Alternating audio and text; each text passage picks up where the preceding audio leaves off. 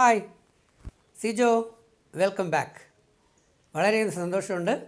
Big boss season 6 Sijo പൂർണ്ണ ആരോഗ്യവാനായി മടങ്ങി എത്തി എന്നറിഞ്ഞതിൽ. കാരണം ഞാനും ഒരു സീസൺ 2 മത്സരാർത്ഥിയായിരുന്നു. അപ്പോൾ നമ്മളെല്ലാം ഒരു കുടുംബം പോലെ തന്നെയാണ്.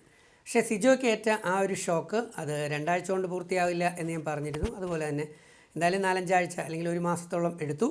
എന്നാലും തലയ്ക്ക് ഏൽക്കുന്ന ക്ഷതങ്ങൾ അത്ര പെട്ടെന്നൊന്നും ഭേദമാകാറില്ല. എന്തായാലും സിജോയെ ദൈവം കാത്തു. പൂർണ്ണ ആരോഗ്യത്തോടെ നന്നായി ജെനുവിനായി സത്യസന്ധമായി ജനങ്ങളെ പ്രേക്ഷകരെ പറ്റിക്കാതെ ഗംഭീരമായി കളിച്ച് മുന്നേറുക. നല്ലൊരു എൻ്റർടൈനറായിട്ടും മുന്നേറാൻ സിജോയ്ക്ക് പറ്റും. ഞങ്ങളൊക്കെ കാത്തിരിക്കുകയായിരുന്നു. അപ്പോൾ എൻ്റെ ഹൃദയം നിറഞ്ഞ വിജയാശംസകൾ. പക്ഷേ സിജോയ്ക്ക് മാത്രമല്ല പറയാൻ വന്നത്.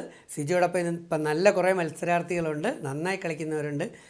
സിജോയോടൊപ്പം ജിൻഡോ, അതുപോലെ തന്നെ നമ്മുടെ സിബിൻ ബ്രോ വയ്യാതെ പുറത്തേക്ക് പോയി, മെൻ്റൽ ഷോക്കാണ്.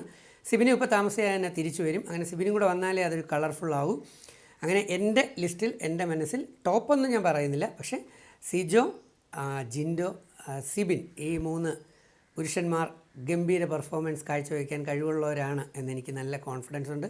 സ്ത്രീകളിൽ അല്ലെങ്കിൽ ഫീമെയിൽ ആർട്ടിസ്റ്റുകളിൽ അല്ലെങ്കിൽ കണ്ടസ്റ്റൻസിൽ നമ്മൾ നോക്കിയാൽ അപ്സര ഉൾപ്പെടെ കുറച്ച് പേരുണ്ട്. പിന്നെ ഞങ്ങൾ 2 പേര് മാത്രമാണ്, അല്ലെങ്കിൽ ഞങ്ങൾ കുറച്ച് പേര് മാത്രമാണ് ഈ ഷോയുടെ വിന്നേഴ്സ്. അല്ലെങ്കിൽ ഞങ്ങളില്ലെങ്കിൽ ഈ ഷോ ഇല്ല. ഞങ്ങളാണ് ഈ ഷോ നടത്തിക്കൊണ്ട് പോകുന്നത്.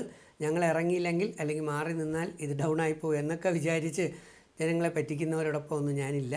അപ്പോൾ അറിയാമായിരിക്കുമല്ലോ, ഞാനും ജെന്യുവിനായി സ്ട്രോങ്ങായി സത്യസന്ധമായി നീതിപൂർവ്വം പറയുകയും പ്രവർത്തിക്കുന്ന ആളാണ്. അപ്പോൾ ജിൻഡോയുടെ ക്ഷമിക്കാൻ കഴിഞ്ഞ വലിയൊരു മനസ്സിന് ഞാൻ അപ്രീഷിയേറ്റ് ചെയ്യുന്നു. എന്നാലും ശരീരം പ്രത്യേകം ഒന്ന് ശ്രദ്ധിക്കണം. നല്ല രീതിയിൽ കളിച്ച് മുന്നേറുക. ടോപ്പിൽ എത്തുന്നവരെ ഞാൻ 75-80 ദിവസം ആകുമ്പം പറയാം. കാരണം ആദ്യമേ പറയാൻ തക്ക രീതിയിൽ അങ്ങനെ ഒരു ലീഡിങ് ആയിട്ടുള്ള ആൾക്കാരെ ഈ സീസൺ 6 കണ്ടിട്ടില്ല. അതും നല്ലൊരു കാര്യമാണ്. കാരണം എല്ലാവരും ഒരുവിധം ഈക്വലായിട്ട് തന്നെ പോകുന്നവരായിട്ടുള്ളവരാണ്. അപ്പോൾ അത് നല്ലൊരു സംഭവം തന്നെയായിട്ട് എനിക്ക് തോന്നി. എന്തായാലും all the best. I love you. Thank you.